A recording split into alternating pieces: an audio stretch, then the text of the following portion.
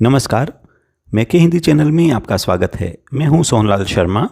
आज के इस वीडियो में हम पढ़ने जा रहे हैं लेखिका मधु कांकरिया द्वारा लिखित पाठ साना साना हाथ जोड़ी का सारांश। तो लीजिए पेश है आज का ये वीडियो।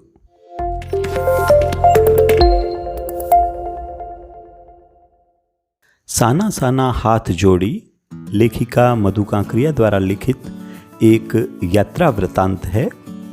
इस यात्रा वृतांत में लेखिका ने भारतीय राज्य सिक्किम की राजधानी गंगटोक और हिमालय की यात्रा का वर्णन किया है। लेखिका गंगटोक को मेहनती बादशाहों का एक ऐसा शहर बताती है जिसकी सुबह, शाम और रात सब कुछ सुंदर है। वहाँ तारों से भरे आसमान में लेखिका को सम्मोहन महसूस होता है जिसमें वह खो जाती है। वे नेपाली युवती द्वारा बताई गई प्रार्थना साना साना हाथ जोड़ी गर्दहूँ प्रार्थना गाती है, जिसका अर्थ है छोटे छोटे हाथ जोड़कर प्रार्थना कर रही हूँ कि मेरा सारा जीवन अच्छाइयों को समर्पित हो। दूसरे दिन मौसम साफ न होने के कारण लेखिका कंचनजंगा की चोटी तो नहीं देख सकी, लेकिन ढेरों खिले फूल देखकर खुश हो जाती है। वह उसी दिन गंगटोक से 149 किलोमीटर दूर यूमथांग देखने अपनी सहयात्री मणि और गाइड जितेन नार्गे के साथ रवाना होती है।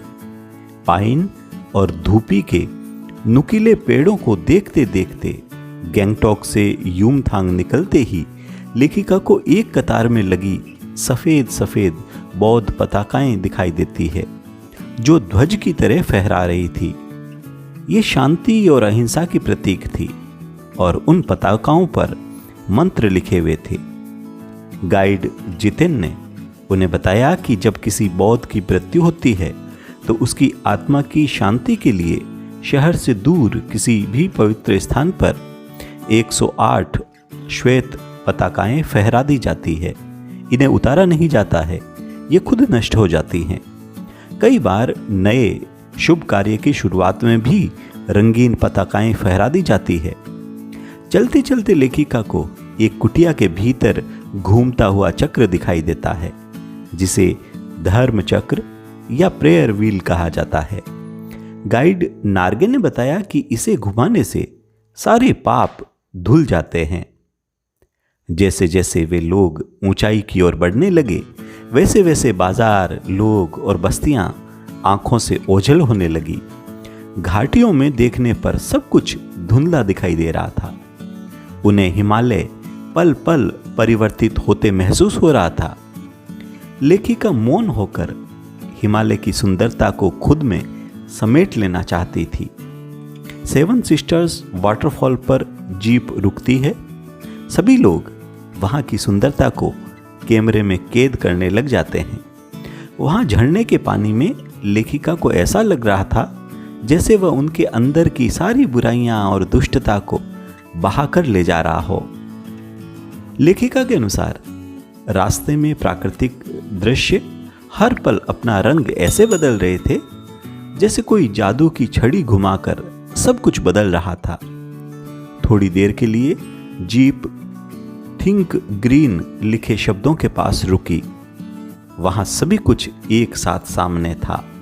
लगातार बहते झरने थे, नीचे पूरे वेग से बह रही तीस्ता नदी थी, सामने धुंध थी, ऊपर आसमान में बादल थे और मंद मंद हवा चल रही थी जो आसपास के वातावरण में खिले फूलों की हंसी चारों तरफ बिखेर रही थी। कुछ औरतों की पीठ पर बंधी टोकरियों में बच्चे थे।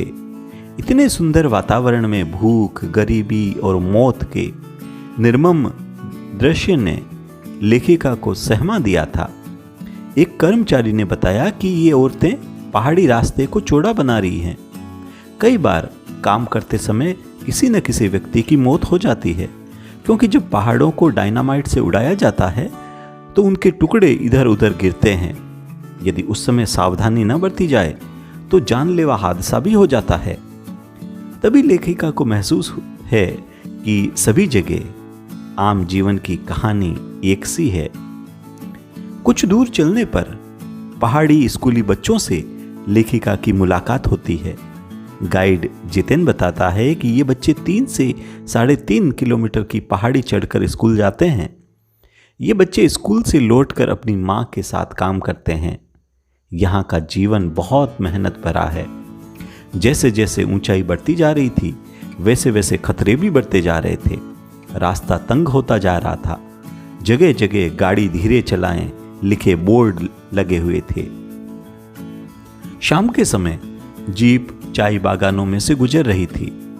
बागानों में कुछ युवतियां सिक्किम के परंपरागत परिधान पहने चाय की पत्तियां तोड़ रही थी। युमथांग पहुंचने से पहले वे लोग लायुंग रुके। लायुंग में लकड़ी से बने छोटे छोटे घर थे।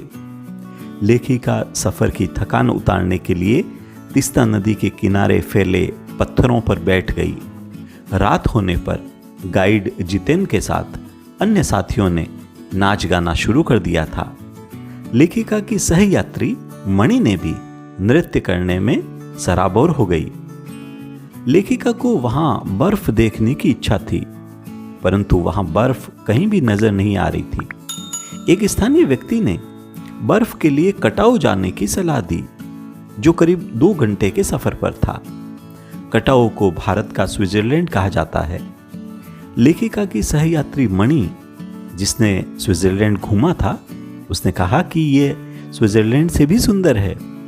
कटाऊ को अभी तक टूरिस्ट स्पॉट नहीं बनाया गया था, इसलिए यह अब तक अपने प्राकृतिक स्वरूप में था।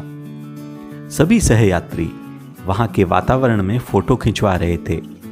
लेखिका वहां के वातावरण को अपनी सांसों में समा लेना चाहती थी। उसे लग रहा था कि ऐसे वातावरण ने ही ऋषि मुनियों को वेदों की रचना करने की प्रेरणा दी होगी। लेखिका का मानना है कि ऐसे सौंदर्य को यदि कोई अपराधी भी देख ले तो वह भी बुद्ध हो जाएगा।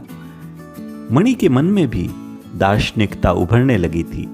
वे कहने लगी, प्रकृति अपने ढंग से सर्दियों में हमारे लिए पानी इकट्ठा करती है और गर्मियों में ये बर्फ शिलाएं पिघलकर जल धारा बनकर हम लोगों की प्यास को शांत करती है।